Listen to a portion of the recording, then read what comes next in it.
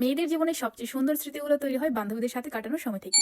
তো অনেকদিন পর আমাদের সবার সাথে দেখা, তাই ভাবলাম যেহেতু রমজান মাস একটা ইফতার পার্টি দিই। তার আগে বলো তোমরা সবাই কেমন আছো? আশা করি সবাই অনেক ভালো আছো। তো চলো ভিডিওগুলো তোমাদের সঙ্গে শেয়ার করি। তো এই তো আমি বাসা থেকে রেডি হয়ে পড়লাম, দেন যাচ্ছি অটো করে। তো এসে পড়লাম থানার মোড়ে। এসে দেখি এখানে আমার 3টা বান্ধবী এসে পড়ছে। রমজান মাস আসার জন্য দেখো থানার মোড়টা পুরো ফাঁকা। তারপর আমরা এসে পড়লাম একটা বিকাশের দোকানে, আর এখানে একটা বিয়ে বাড়ি ছিল, মেবি হিন্দুদের। এখানে আমরা 1 টাইম গ্লাস প্লেট নিতেছিলাম। এসে পড়লাম বাজারের ভিতরে। এখান থেকে আমরা অনেক প্রকারের ফল নিয়েছি, তোমরা দেখতেই পারবো ভিডিওতে। আর এখান থেকে যে তরমুজটা নিয়েছিলাম, তরমুজ একদমই ভালো ছিল না। তারপর চলে গেলাম ইফতার কিনতে। এখানে আমরা পেঁয়াজু, বেগুনি, জিলাপি, বুট, বুরিন্দা সবকিছু নিয়ে নিয়েছি। চলে গেলাম আরেকটা দোকানে। এখান থেকে আমরা চিনি, স্যালাইন, চিপস। সূর্য মামা ডুবু ডুবু সময় অনেক শর্ট, আরো কিছু বান্ধবী আসে নাই। তো এই তো সবার হাতে হাতে ব্যাগ, সবকিছু কিনে তারপর আমরা চলে গেলাম কেকের এখানে। আমরা কেক একটা অর্ডার দিয়েছিলাম, এটা নিতে আসছি। কেক নেওয়া শেষ, সবকিছু নিয়ে আসিস। এখন আমরা চলে যাচ্ছি কলেজের উদ্দেশ্যে, যেহেতু আমরা কলেজে ইফতারটা করবো। বাট এখানে এসে দেখি যে পোলাপান ফুটবল খেলতেছে, এই জন্য আমরা আবারও রিক্সা উঠে পড়ি। রিক্সা করে আমরা এসে পড়লাম মালিহাতে। মালিহার গেটটা এখন অনেক সুন্দর করছে। তখন ছিল ইফতারের প্রায় 20 মিনিট বাকি। যেহেতু অনেক কিছু ছিল, তো রেডি করার জন্য আমরা তাড়াহুড়া করতেছিলাম। এখানে আমরা ছোট ছোট করে কিছু ভিডিও ক্লিপ নিচ্ছিলাম। বান্ধবীদের সাথে সময়গুলো কাটানো অনেক স্মৃতি। এখানে যার যার মতো প্লেট সাজাইতেছিল। তারপর এই তো সবাই